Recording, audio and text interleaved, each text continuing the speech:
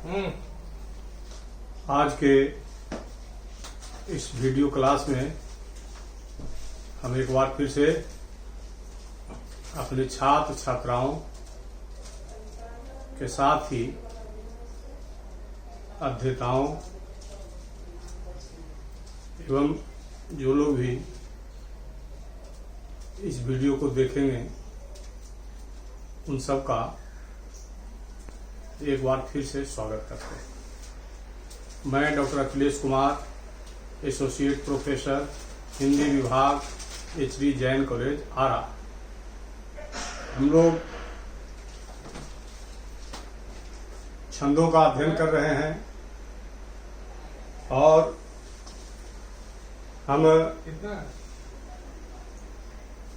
स्नातक खंड 3 हिंदी प्रतिष्ठा के क्लास में हैं और स्नातक खंड 3 के अंतर्गत छठे पेपर में छंद का अध्ययन करना है। कल हमने छप्पय छंद की चर्चा की थी, जो कि एक मात्रिक मिश्र छंद था। उसी की तर्ज पर आज का दूसरा छंद है कुंडलिया। बड़ा ही प्रचलित छंद है।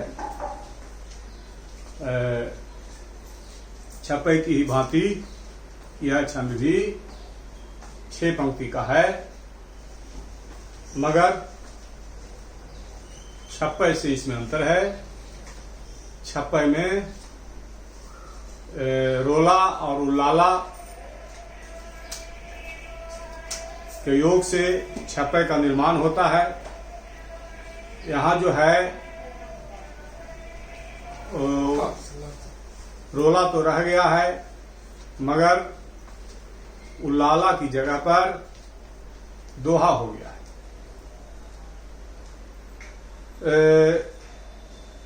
उल्लाला में सममात्रिक छंद के अंतर्गत भी उल्लाला आता है और अर्ध सममात्रिक छंद के अंतर्गत भी आता है, और दोहा अर्ध सममात्रिक छंद।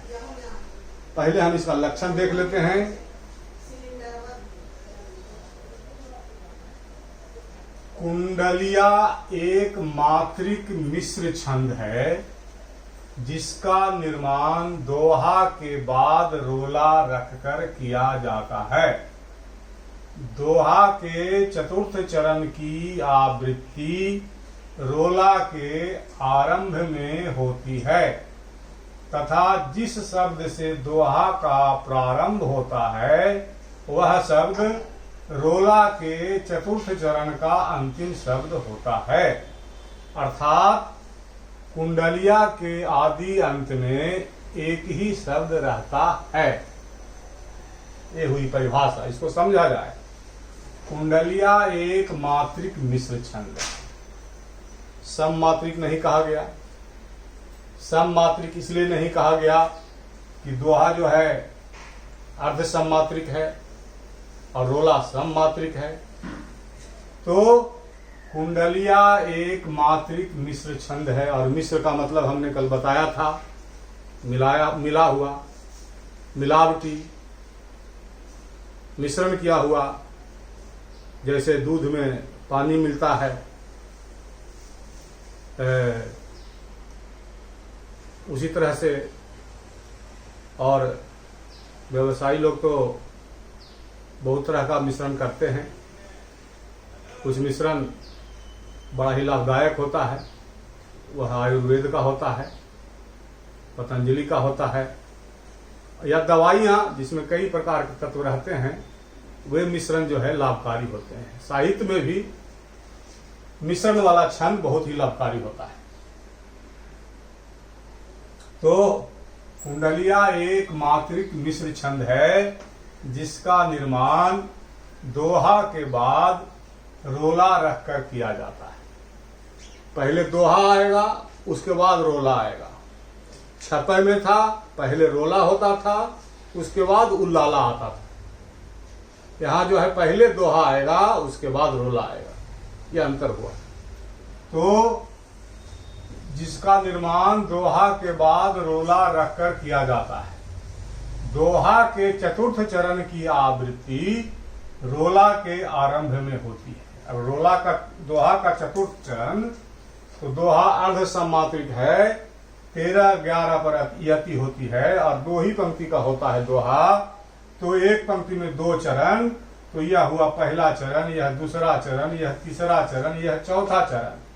पहला और तीसरा समान 13 मात्रा और दूसरा और चौथा समान 11 मात्रा। तो यहाँ कहा जा रहा है कि दोहा के चतुर्थ चरण की आवृत्ति, चौथा चरण यह हो गया जी, यह ठाउन रहत निदान।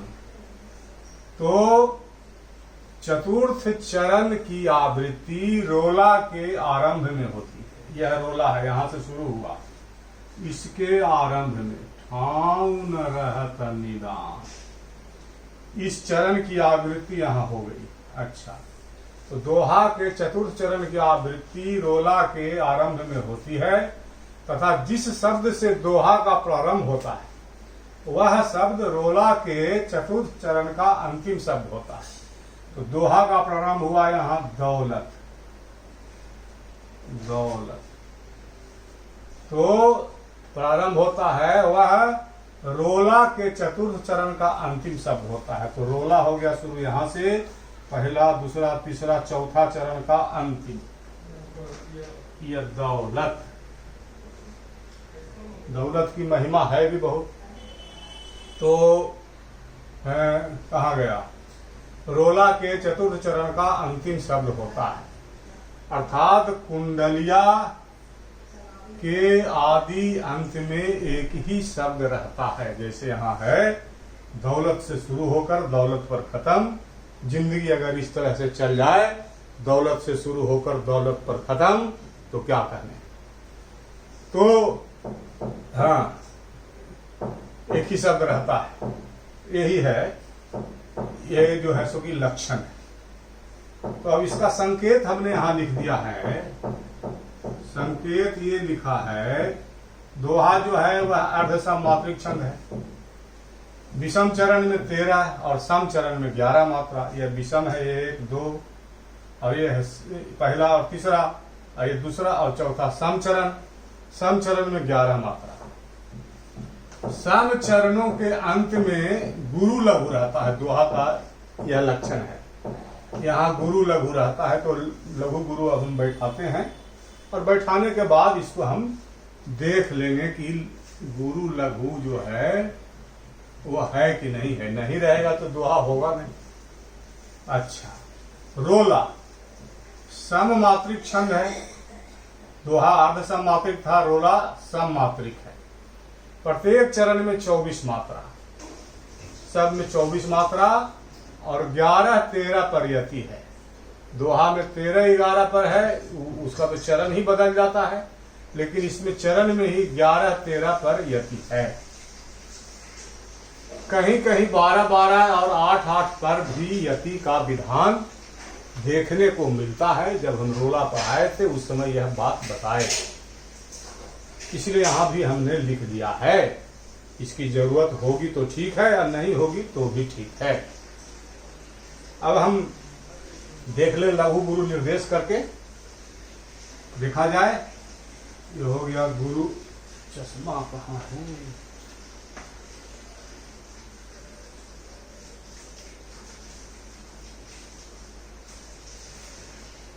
ये हो गया गुरु,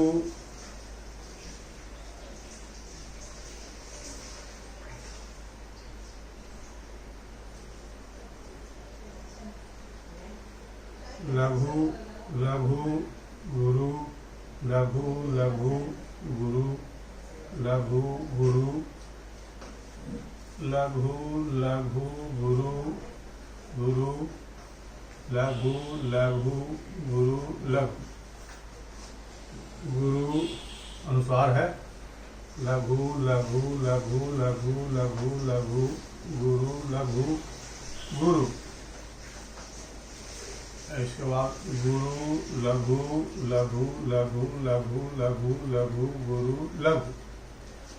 उसके बाद है गुरु लघु लघु लघु लघु लघु लघु गुरु लघु लघु लघु लघु लघु लघु गुरु लघु लघु गुरु गुरु। फिर है गुरु गुरु लघु लघु लघु लघु गुरु लघु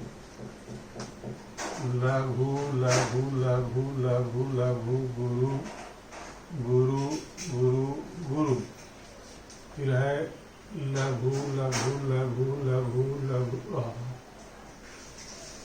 लघु लघु लघु लघु गुरु लघु लघु गुरु गुरु लघु लघु लघु लघु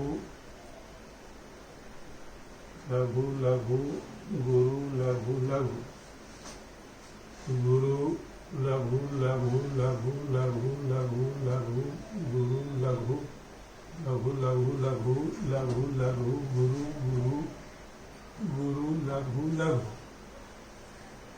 कविता की पंक्ति पहले हम सुना देते हैं। दौलत पाए न कीजिए सपने में अभिमान, चंचल जल दिन चारि को ठाऊ न रहत निदान। ठाऊ न रहत निदान जियत जग में जस लीजय, मीठे वचन सुनाए विनय सब ही के कीजय। कह गिरिधर कबीराय अरे यह सब घर दौलत, पाहुन निशिदिन चारि रहत सब ही के दौलत। यह गिरिधर कवि की कुंडलिया है, बड़ी प्रसिद्ध और ज्ञानवर्धक। जो इसका अर्थ है वह जीवन में उतारने योग्य है।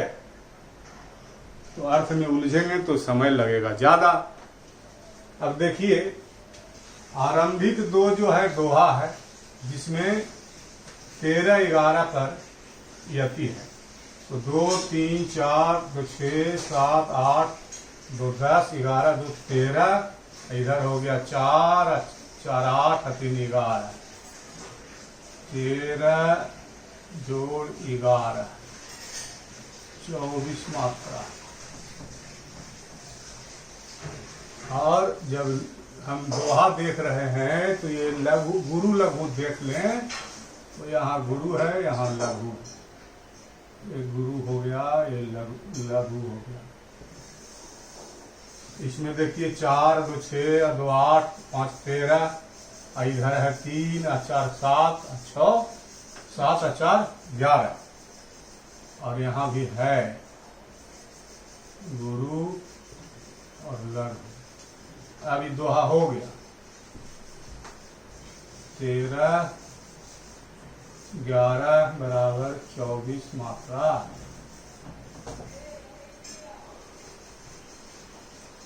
अब इधर देखिए 3 4 3 7 7 8 3 11 और 3 2 5 2 7 2 9 9 4 13, 11 प्लस 13 24 मात्रा।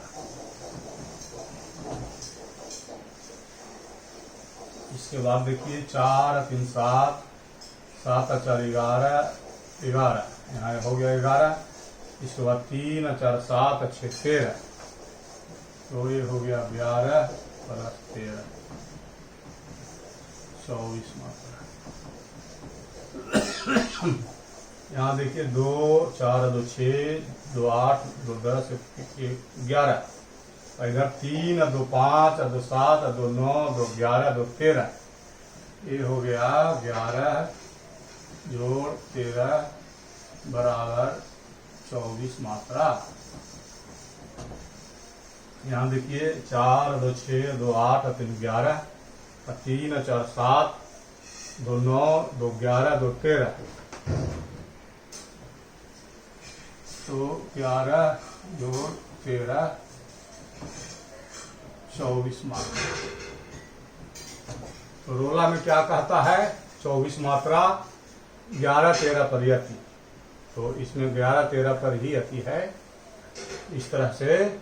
और दोहा में जो कहता है गुरु और लघु होना चाहिए अंतिम में, तो यहाँ गुरु और लघु है। तो ये दो पंक्ति जो है ये दोहा की पंक्ति, और यह चार जो है यह रोला की पंक्ति है। तो यह है अर्ध सममात्रिक, अर्ध सममात्रिक ये है, और ये है सममात्रिक।